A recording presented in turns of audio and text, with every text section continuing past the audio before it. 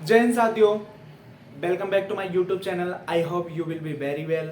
तो आज का हमारा टॉपिक है कि जिन भी कैंडिडेट्स जिन्होंने मैथ साइंस के साथ इस साल 12th का एग्ज़ाम दिया है, तो उन सभी कैंडिडेट्स को कन्फ्यूज़न होगा कि आगे हम कौन सा फील्ड चुनें। क्योंकि देखो, 10th के बाद बेसिकली सभी अपनी नॉलेज के अकॉर्डिंग या किसी सीनियर से पूछ कर ही सब्जेक्ट लेते हैं कि आगे इसमें क्या स्कोप हो सकता है। तो चलिए, आफ्टर 12th जो भी मैथ साइंस के कैंडिडेट्स हैं उनके लिए कौन कौन से ऑप्शन है, अपनी कौन कौन सी करियर अपॉर्चुनिटी है, तो उन सभी के ऊपर हम डिस्कस कर लेते हैं थोड़ा सा। हो सकता है कि ये वीडियो थोड़ा लेंथी हो, प्लीज़ इसे स्किप मत कीजिएगा क्योंकि आपके लिए ये वीडियो बहुत ही नॉलेजेबल होगी। तो चलिए हम वीडियो को शुरुआत करते हैं। तो देखिए, जैसा कि आपको हमारे वाइट बोर्ड पर दिखाई दे रहा होगा, जो हमारा टॉपिक है, हमारा क्वेश्चन है ये मोस्टली क्वेश्चन कि 12th के बाद हम क्या करें। जिन भी कैंडिडेट्स जिन्होंने मैथ साइंस सब्जेक्ट ले रखा है, तो उनके पास कौन कौन से ऑप्शन होंगे। तो देखिए, मेरा जो टॉपिक है वो यहाँ दिखाई दे रहा होगा कि आफ्टर 12th क्लास हमारे कौन कौन से ऑप्शन है।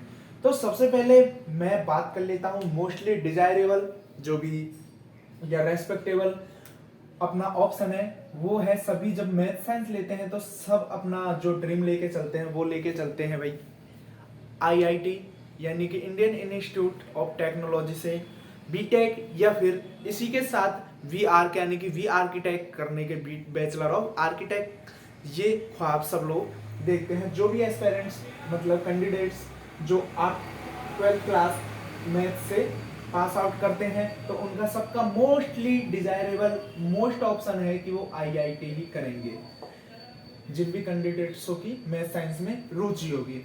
इसी के साथ जब हम नेक्स्ट टॉपिक की ओर चलते हैं, देखो मैं आपको एक एक टॉपिक के ऊपर एक एक वीडियो सेपरेटली बना दूंगा। पहले आप बेसिकली हमारे पास क्या क्या ऑप्शन है एक ही वीडियो में जान लीजिए। सेकंड अपना जो मोस्टली टॉपिक है वो निकल के आता है कंपटीशन फॉर ऑल एग्जाम्स। जैसे कि एसएससी को मान लो आप, एसएससी के एग्जाम जैसे कि CHSL, MTS, stenographer group C and D के लिए, तो ये हो गए अपने कंपटीशन। तो मोस्टली लोग यदि आफ्टर 12th कुछ करते हैं मैथ साइंस वाले या फिर और भी जैसे कि बायो वाले, आर्ट्स वाले, कॉमर्स वाले, तो ये सभी भी अपना एक बेस्ट ऑप्शन मानते हैं इसको। इसी के साथ जो अपना थर्ड ऑप्शन आता है वो है जो कि एवरेज बच्चा है, एवरेज स्टूडेंट है, वो यही करता है कि लगभग ऑलमोस्ट बीएससी या फिर जो राजस्थान में है या फिर अदर जैसे कि रीजनल कॉलेज अजमेर वगैरह है, उन सभी में बीएससी बीएड इंटीग्रेटेड कोर्स भी चलता है। तो ये कोर्स भी एक अभी ट्रेंडिंग में चल रहा है बीएससी बीएड, क्योंकि मैं राजस्थान से बिलोंग करता हूं, तो लगभग राजस्थान के आप ये मान के चलो ज्यादातर बच्चे ये जिनका पीटीईटी के थ्रू सिलेक्शन होता है, तो वो बीएससी बीएड करने के चांस बन जाते हैं। इसी के साथ अपना मोस्टली जो चौथा ऑप्शन है वो है पैरामेडिकल। पैरामेडिकल इसमें आप देखो डी फार्मा या फिर बी फार्मा कर सकते हो, जिससे कि आपकी एक करियर अपॉर्चुनिटी बन जाती है। यदि आप गवर्नमेंट सर्वेंट नहीं बनते हो पैरामेडिकल स्टाफ में, तो आप अपना खुद का क्लिनिक खोल सकते हो, खुद का एक तरह से आप बिजनेस डाल सकते हो, क्योंकि इससे जो होता है वो एक लाइसेंस बन जाता है। जैसे कि डी फार्मा किया आपने, तो एक लाइसेंस जो कि इंस्टीट्यूट द्वारा प्रोवाइड करवा दिया जाएगा, पैरामेडिकल इंस्टीट्यूट द्वारा, कि आपको आप किसी तरह का जैसे कि टैबलेट्स वगैरह मेड करने का वो शॉप खोल सकते हो, जो भी आपको खोलना होगा, या फिर इंडस्ट्री चला सकते हो। इसी के साथ जो भी एवरेज से भी लोएस्ट बच्चे हैं वो अपना इंटरेस्ट दिखाते हैं बीए या फिर बीसीए, क्योंकि आपको पता है बीएससी करनी है तो फिर आपको मैथ साइंस में करनी होगी, और जो कि एवरेज से भी लोएस्ट बच्चा है वो करता है बीए या फिर बीसीए। हालांकि बीसीए एक अच्छा कोर्स है, लेवल बीएससी के ही माना जाता है, लेवल तो सबका एक जैसा है, ग्रेजुएशन ही होगी इससे। इसी के साथ अपना नेक्स्ट टॉपिक आता है फिर अपना एक बहुत ही शानदार अपॉर्चुनिटी ये भी मानी जाती है अपनी डिफेंस। जो भी कैंडिडेट्स देश की सेवा के लिए इच्छुक होते हैं या विश रखते हैं, वो सभी अपनी डिफेंस में करियर बनाने का सपना देखते हैं। Like air force, navy, paramilitary forces जैसे कि CRPF, BSF, army, Indian coast guard, merchant navy, ITBP, Assam rifle etcetera.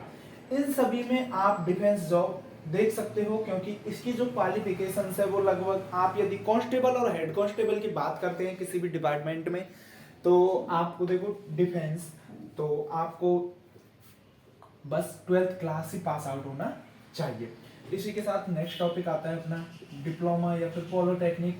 तो मैथ साइंस लेने वाले जाहिर सी बात है कि डिप्लोमा या फिर पॉलिटेक्निक को कम महत्व देते हैं, बाकी वो बीटेक आईआईटी से करने या फिर कोई प्राइवेट इंस्टीट्यूट से बीटेक करने का या फिर गवर्नमेंट कॉलेज से बीटेक करने का ही ड्रीम श्योर करते हैं।